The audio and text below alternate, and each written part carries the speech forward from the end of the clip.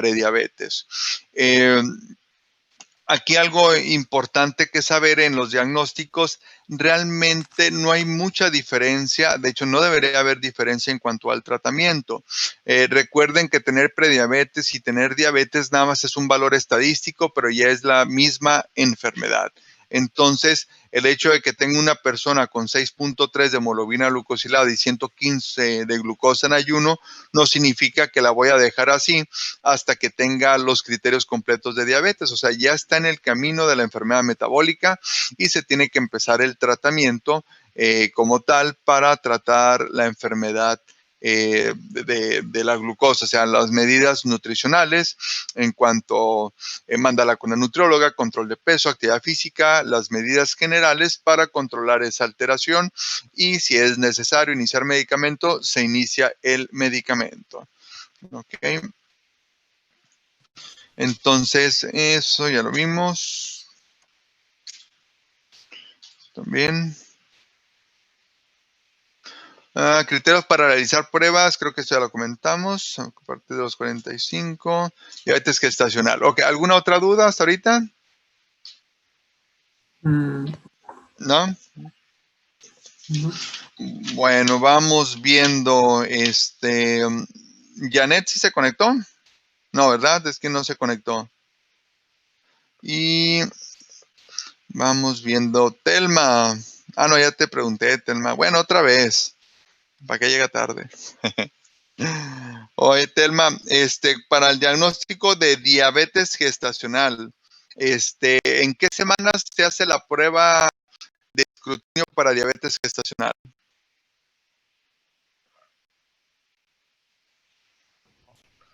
¿De la 24 a la 28? Entre la semana 24 a 28. Muy bien. ¿Y qué prueba le haces a la paciente para ver si tiene diabetes gestacional? Es la de 2 pasos. Se da una prueba oral de 50 gramos. La verdad no me acuerdo bien, pero la primera es de 50 gramos y se le hace una hemoglobina glucosilada y luego la segunda es de 100 gramos y se le vuelve a hacer la prueba y el límite es de la reacción rápida es de 95 miligramos por decilitro o de 5.3 y a una hora tiene que tener medidas de 180 o de 10, creo, algo así. Más o menos, pero a ver, vamos viendo. Natalie, ¿cómo se hace el diagnóstico de diabetes gestacional?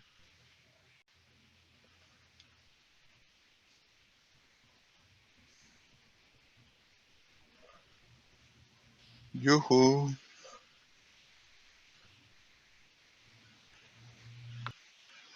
Natalie.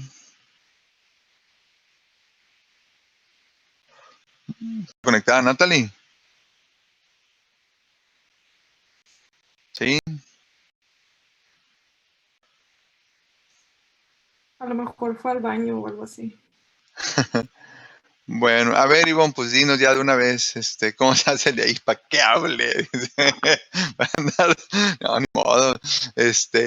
¿Cómo se hace el diagnóstico de diabetes gestacional?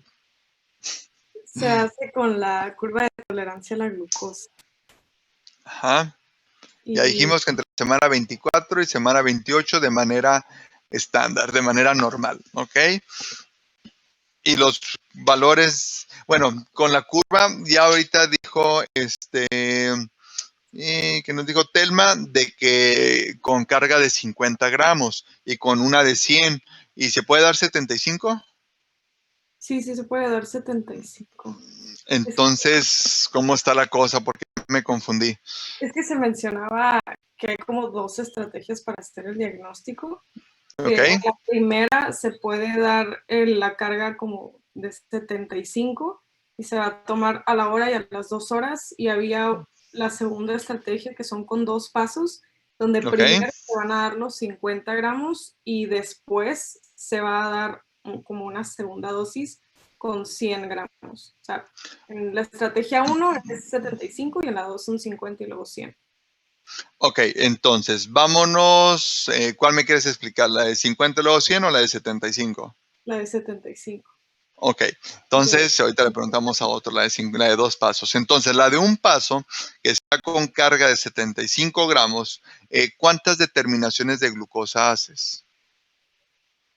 O sea, 3. le digo al paciente, le voy a dar su glucosa, ok, ¿cómo haces las determinaciones de glucosa? 3, ¿en qué momentos? La primera es en ayuno y ¿Basal? Ujú, en ayuno, ajá, la basal. Luego se hace a la hora y luego se ujú, hace a las 2 horas. Y los y a las niveles de 2 horas. corte, ajá, los niveles de corte de la basal sería de 92, de la hora sería 180 y de las 2 horas serían 153.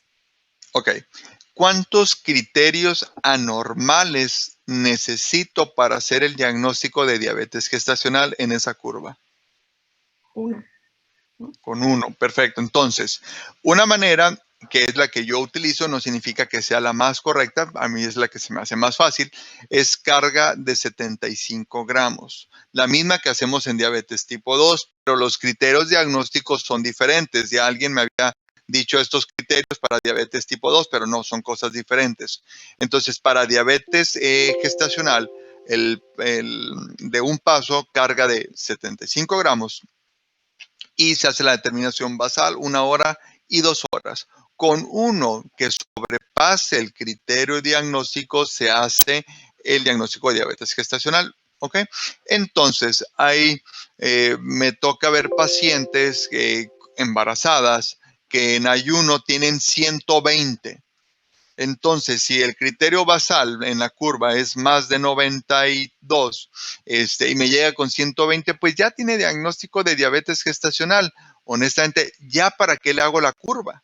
O sea, ya nomás es exponer la mayor hiperglicemia. La trato como diabetes gestacional. Si en ayuno ya anda en 120.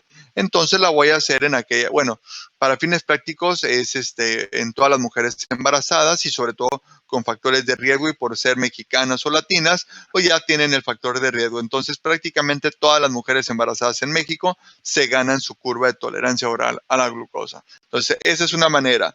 Y la otra manera, Rodrigo, la de 2 pasos, a ver, explícanos en qué, ya que te estás grabando, mírate en tu video después, cómo participas.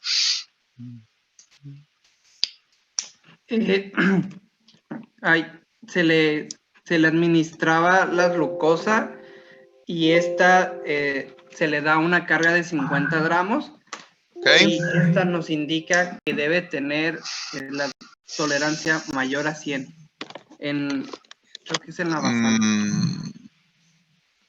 A ver, ¿y cuál va? Ok, le das una carga de 50 gramos, la de 2 pasos. ¿En qué momento del día?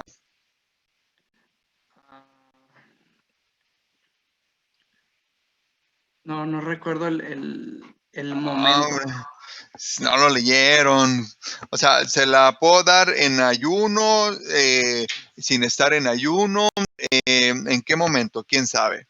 Ok. Creo que no requería ayuno. Ok, entonces, ¿en cuál momento del día? Pues, En el que guste.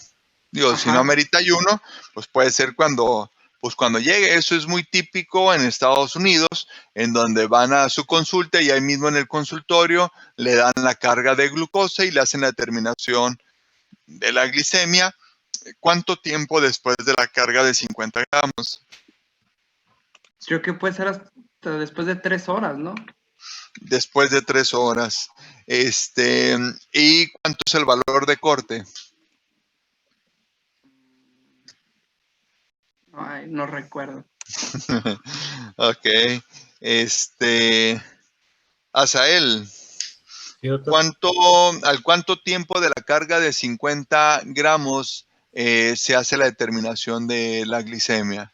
En 1 hora, ¿no? En 1 hora. Y exacto, no es a 3, es a la hora. ¿Y cuánto es el valor de corte? Mayor de 200 miligramos.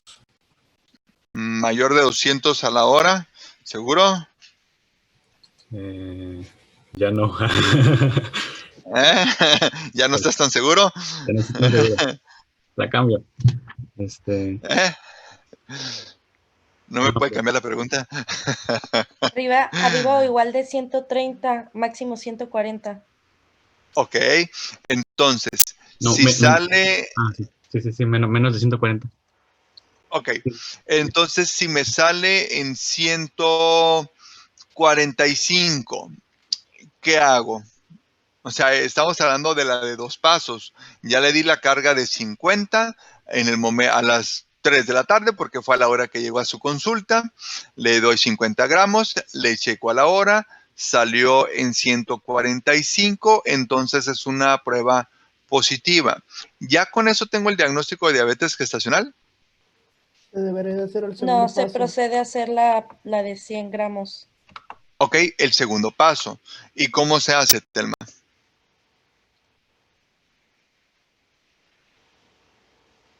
Ah, pero eso no se vale. Ah, bueno, ya andaba hablando, Es prueba de vamos a tolerancia darle a glucosa chance. oral. A ver, Igual, Jesús. prueba de tolerancia oral de 100 gramos, se mide a las 3 horas y los mismos parámetros de corte, 130, 140.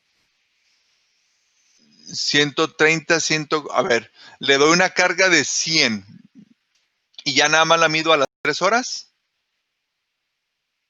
A lo que entendí, sí. Eh, ¿Y cuánto es el punto de corte a las 3 horas? Pues mencionaba que se podía tomar los mismos parámetros que en el primero, que sería de 130, 140. Ok, bueno, aquí les voy a explicar los diferentes pasos. Bueno, ahí les va. Entonces, es prueba de detección, es el diabetes gestacional. Aquí dijimos que es entre las 24 y 28 semanas de gestación. Si vemos a una mujer embarazada de alto riesgo, que ya tenga obesidad desde antes del embarazo, que tenga datos de resistencia a la insulina o antecedentes ya de diabetes gestacional, estas 24 o 28 semanas las podríamos recorrer desde la semana aproximadamente 18 para hacerle una carga. O sea, si tenemos una alta sospecha o si ya están sus glucosas elevadas desde antes, no esperemos a la semana 24 o 28 para darle tratamiento a la paciente. Entonces, aquí está el valor. Dice, hacer la detección de diabetes gestacional en embarazadas que no se saben diabéticas en las semanas 24 a 28 mediante una prueba de 75 gramos, midiendo glucosa 1 y 2 horas después de la misma, obviamente la basal. Y aquí están los criterios que ya mencionamos. Hasta esta es la que yo acostumbro a hacer, un solo paso, una sola carga y 3 determinaciones de glucosa basal, 1 hora y 2 horas. Creo que hasta ahí no hay mayor problema. Después, tenemos... Doctor, perdón, ¿cuál es la semana mínima, bueno, la menor de gestación en la que le podemos administrar tratamiento para la diabetes a la embarazada? ¿La 18? A ver, no, de hecho, si ya tienes desde el inicio del embarazo una paciente con hiperglicemia, a lo mejor ya tiene, y aquí es el otro punto a definir, es una paciente con diabetes, o sea, desarrolló diabetes durante el embarazo o ya tenía diabetes y se embarazó. ¿Ok? Entonces ahí es el punto importante, pero suponiendo que la paciente no tiene diabetes antes de embarazarse, la desarrolla en el embarazo, habitualmente la va a desarrollar en la semana 24 o 28, porque es cuando empieza mayor resistencia a la insulina y ahí se hace el corte. Pero hay mujeres que ya tienen resistencia a la insulina desde antes del embarazo. Y ahí si tú le identificas de una manera temprana la alteración de la glucosa, tú le vas a dar el tratamiento cuando la paciente lo necesite. No dice, es que a partir de las 18 le puedo dar medicamento. No, si la paciente de la semana 12 tiene hiperglicemia o desarrolló diabetes, ya en ese momento tú la vas a tratar. Ya hablaríamos cuál sería el medicamento adecuado dependiendo la fase del embarazo. Pero no necesariamente tienes que esperarte hasta la semana 18 para darle tratamiento. Si primera consulta del embarazo fue a las 5 semanas y su glucosa era normal, entonces, ok, todo está bien, pero la ves un mes después, en la semana 9, en la semana 10 del embarazo, le haces estudios generales y su glucosa en ayuno ya le salió en 120, caray, ya algo está mal en la paciente. Lo primero del tratamiento, obviamente, son las medidas nutricionales, porque después entra la abuelita que les dice, es que tienes que comer por 2 y atásquele, mija, con todas las lentejas, arroz, frijoles, que si se le antojó su nievecita, su banana split, se lo dan. O sea, no es cierto, no tiene que comer por 2. Entonces, a veces le pegan así duro a la alimentación y tienen ya hiperglicemia. Entonces, el primer punto, si es en la semana 9 y 10, manejo nutricional, y habitualmente con eso se controlan y no necesitas tratamiento farmacológico. Si no hay control, pues ya le tienes que dar tratamiento farmacológico desde esas etapas del embarazo, no como que a partir de las 18, ¿no? Desde que la paciente tenga el problema.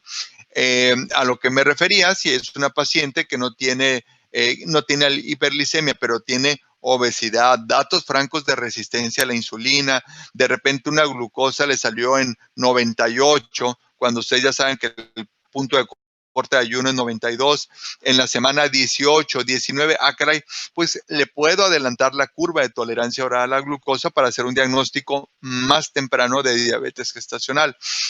Pero eso ya dependerá los factores de riesgo de la paciente. Si todo va bien, se esperan hasta la semana 24 o 28, que es lo establecido, lo estándar o la recomendación general. ¿Ok? Muy bien, entonces, bueno, esto ya lo comentamos, semana 24-28, tenemos lo de la curva de glucosa, ya tenemos 92, 180, 153, que ya se había comentado. Después dice, ¿cómo establecer el diagnóstico de diabetes gestacional?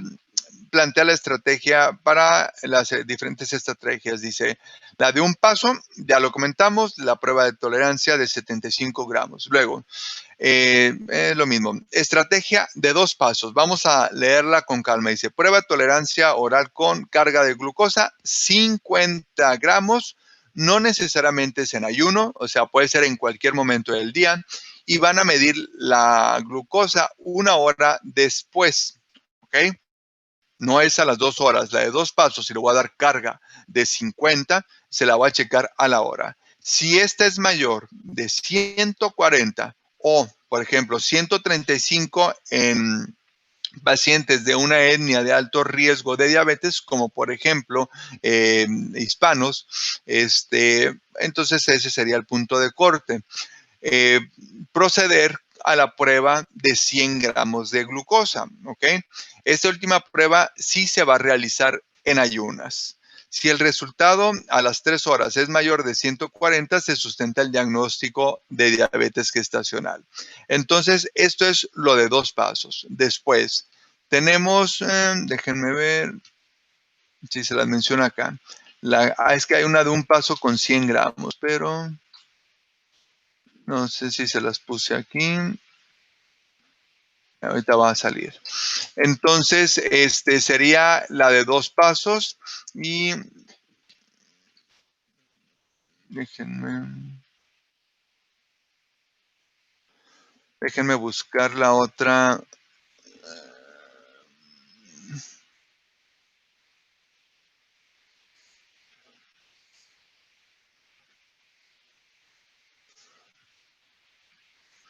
No se las puse, creo. Hay una que se hace de un solo paso con carga de 100 gramos y que se hace hasta de 3 horas. Entonces,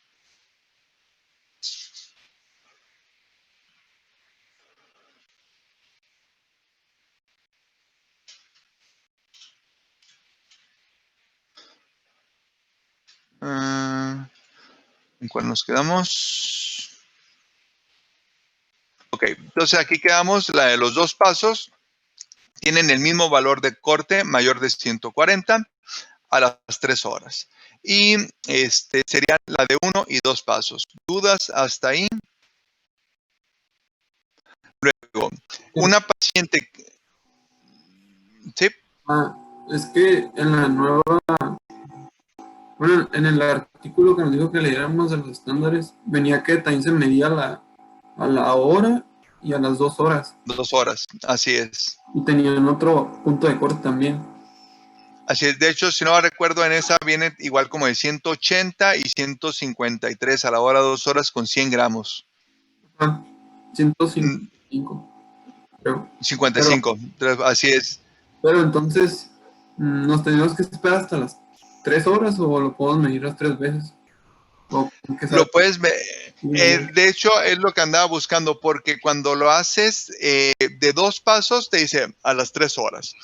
Hay una que es sin dar la carga de 50. De hecho, en México no acostumbramos mucho a dar la carga de 50. Nos vamos a un solo paso. Y ahí tú puedes tomar la decisión de hacerla de 75 o de 100 gramos de glucosa. Si la haces con la carga de 100, ahí toma los criterios que estás mencionando. Es un solo paso, carga de 100, tomas basal, 1, 2 y hasta 3 horas. Yo no acostumbro a hacer la de 100 porque es darle mayor carga de glucosa. Entonces yo acostumbro a darle la de 75 con los criterios que ya mencionamos previamente. Entonces es lo que andaba buscando, pero no venía aquí. La de un solo paso con carga de 100. Ok. Gracias, doctor. De nada. Ok, entonces la detección diagnóstico de diabetes gestacional dice hacer detección en las semanas 6 a 12 posparto.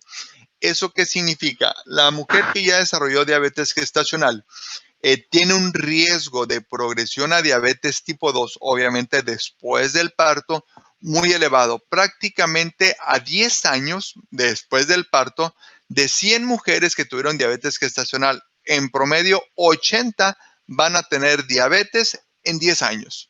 Entonces, una diabetes gestacional es una alarma, es la alerta de que están en altísimo riesgo de desarrollar diabetes en un futuro, ya sin estar embarazadas, obviamente. Entonces, cuando se resuelve el embarazo, llámese cesárea o parto, le tengo que hacer otra prueba de escrutinio entre las semanas 6 a 12 después del parto. Y le voy a hacer una prueba de tolerancia oral a la glucosa usando los puntos de corte estándar para diabetes tipo 2, no para diabetes gestacional. ¿De acuerdo? Y ahí voy a determinar el estatus glicémico en el cual quedó la paciente. Muchas de ellas quedan en prediabetes, entonces las tienes que tratar como tal. ¿Cuál es el problema? Y se los digo por experiencia, termina el embarazo, les diste tratamiento, todo muy bien, las citas a los 2, 3 meses y ¿qué crees? No regresan. O sea, pocas las mujeres que regresan en el posparto. ¿Por qué? Porque que si el hijo, que si el pediatra, que si esto, y se olvidan ellas de que se tienen que realizar una prueba. Durante el embarazo sí, porque les preocupa mi hijo, mi criatura, me cuido, pierden peso, se controlan de maravilla, termina el embarazo y les vale un cacahuate de nuevo su diagnóstico en cuanto a la glucosa. Entonces, las mujeres con antecedentes de diabetes gestacional deben ser controladas durante toda la vida para detectar el desarrollo de diabetes o prediabetes al menos cada 3 años. Y las mujeres con antecedentes de diabetes gestacional, si se encuentra con prediabetes, deben de modificar el estilo de vida que comentaba o prevenir diabetes con metformina. Entonces, ahí ya sería criterio del médico si le damos metformina a la paciente o nada más medidas generales. Pero se tienen que estar vigilando de manera continua. Yo tengo pacientes, diabetes gestacional, se controlan, termina el embarazo y una paciente no regresó, no me acuerdo si fueron 5 o 6 años después y ya traía 250 de glucosa en ayuno. Entonces, obviamente no le importaron las recomendaciones. Doctor, Sí. una duda. ¿Y nada más se les da metformina? ¿En prediabetes? No, en prediabetes ya tienen muchas alternativas. Puedes dar metformina, puedes dar pioglitazona, que lo principal es en la resistencia a la insulina. Y hay opciones de lo que vendrían siendo los GLP-1 también para que las ayude a perder peso. Ya desde antes. Así es, desde antes de diabetes lo podemos utilizar.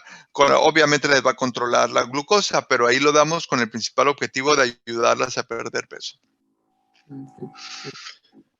Ok, en niños ahí no nos vamos a meter mucho. Tamizaje de diabetes tipo 1.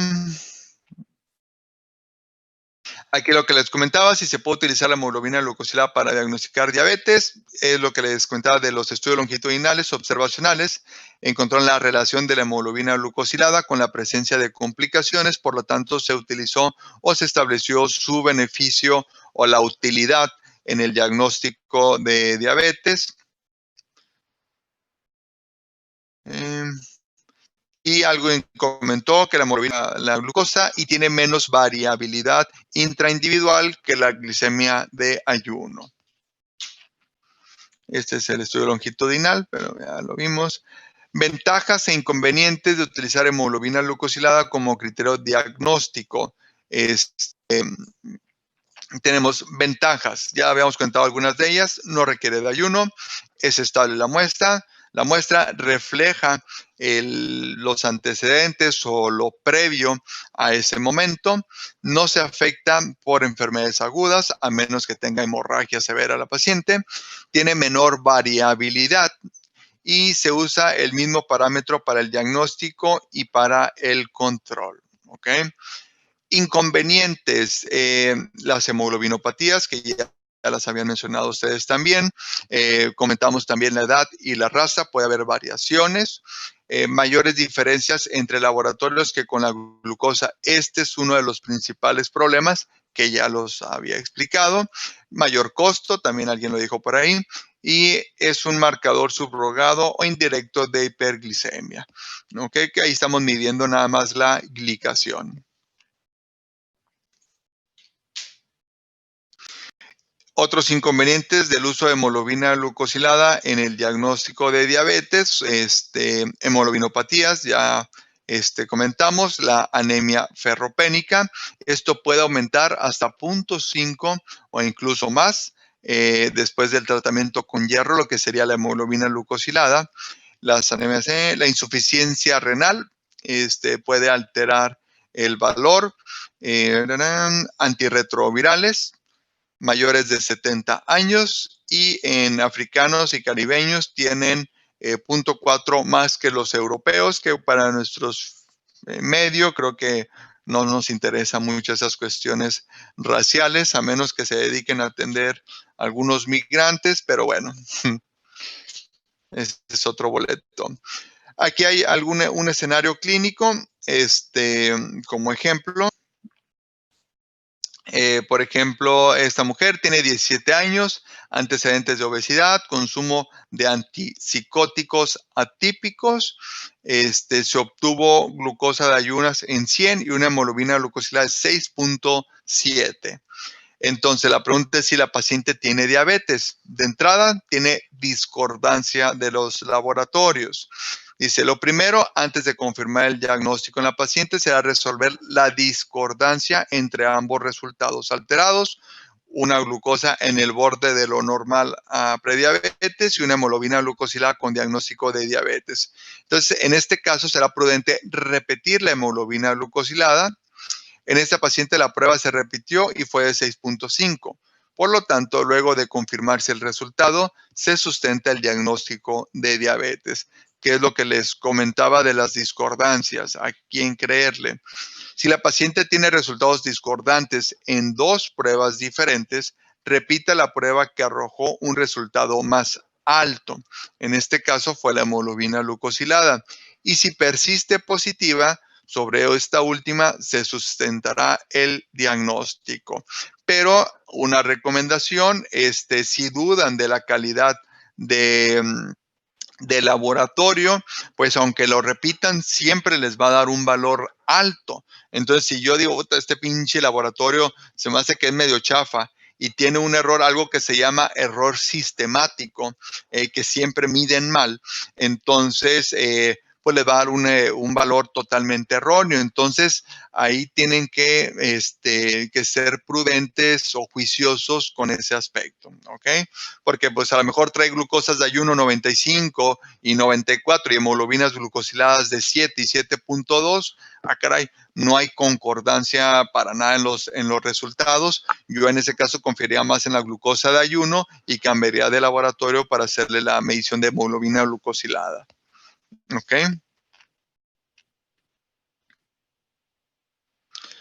Muy bien, entonces, veamos qué más. Y creo que esa es la última diapositiva del diagnóstico. ¿Dudas, preguntas?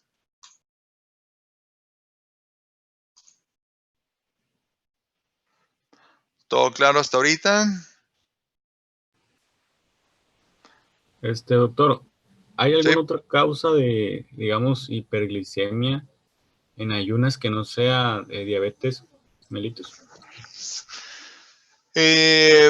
Fármacos transitorios, situaciones de estrés, angustia, pueden causarte algo de hiperglicemia. Eso lo veo mucho en pacientes sin que tengan diabetes. Pueden tener de repente hiperglicemia, ayunos no completos, pero algunos fármacos te pueden causar.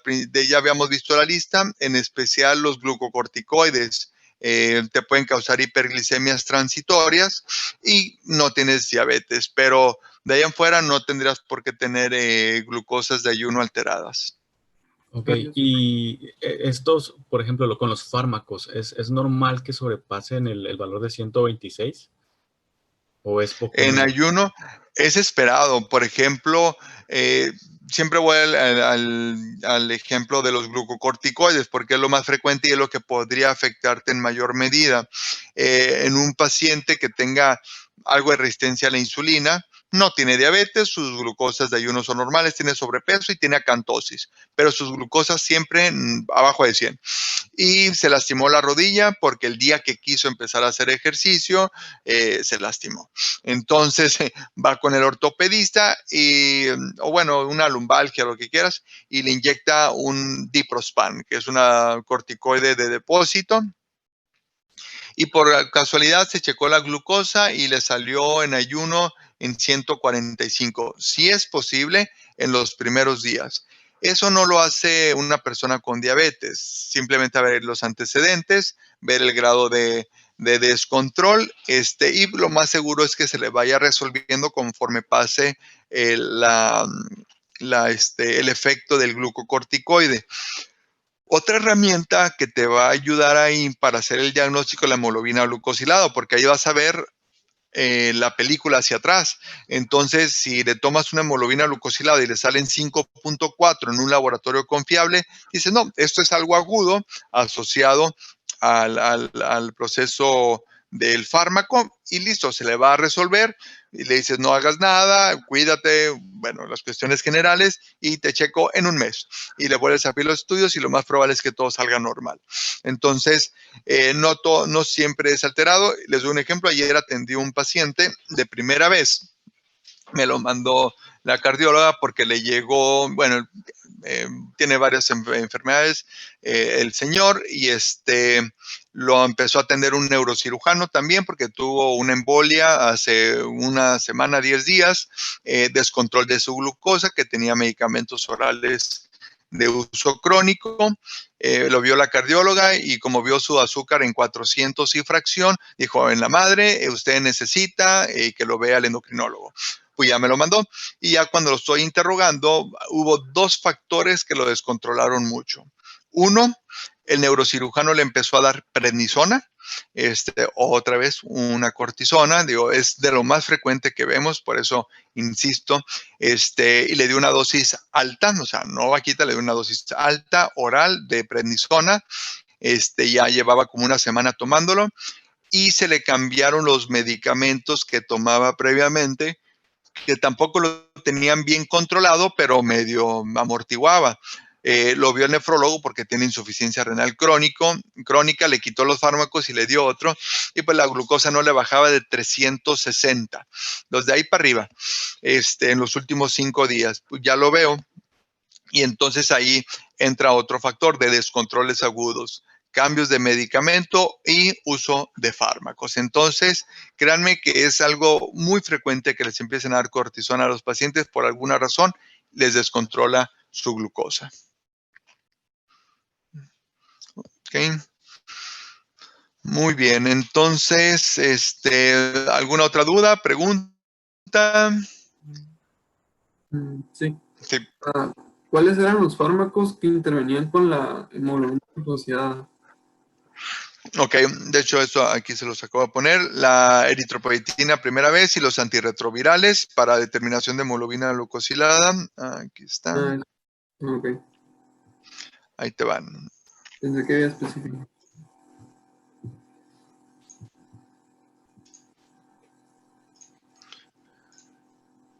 Y déjame. Aquí tenemos hemoglobinopatías, anemia ferropénica, El hierro, dice, pueden aumentar la anemia ferropénica, te puede aumentar hasta 0.5, incluso más, después de la aplicación de hierro. La insuficiencia renal, y ¿dónde va lo más? Antirretrovirales, te disminuyen el 1%, y la eritropoyetina no está aquí, pero también la eritropoyetina te puede alterar los valores de hemoglobina glucosilada. Y los fármacos que te van a llevar a descontrol, ustedes lo tienen ahí en la grafiquita, pero aquí están. Vamos a ver si lo hago más grande. Medicamentos, aquí están, pentamidina, que es muy raro que lo lleguen a utilizar, lo mismo que el ácido nicotínico, y aquí están glucocorticoides. Las hormonas tiroideas, obviamente en exceso, el diazóxido, agonistas beta-adrenérgicos, como por ejemplo inhaladores, salbutamol, diuréticos tiacídicos, interferón y otros. Pero entonces, de todos estos, ¿cuáles son los que más utilizan? Beta-adrenérgicos, diuréticos tiacídicos y glucocorticoides.